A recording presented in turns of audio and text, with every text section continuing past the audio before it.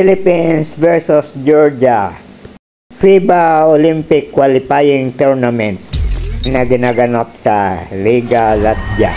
Dahil nanalo sila sa Latvia ng 9 points, kailangan ng Georgia na manalo ng 19 points para sila ang mag-advance sa semis sa halip na Gilas.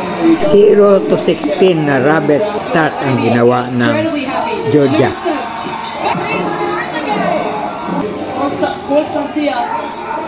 And this for me is the important thing, they get that great start, big time momentum, they've got to maintain it.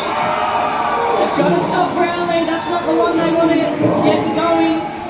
Wheeler the captain to Brownlee. The top scorer last night getting to work, feeding Soto to Bertuzzi again. That's going to help Soto settle down to get the call. Great penetration, great pass. Yeah, clearly on the way down. Ramos from the corner. That one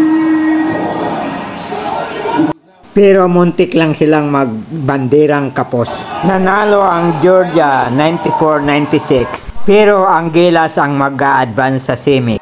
Please follow my Facebook page, comment, like, and share, and subscribe to my YouTube channel, Stories of Uncle Paeng.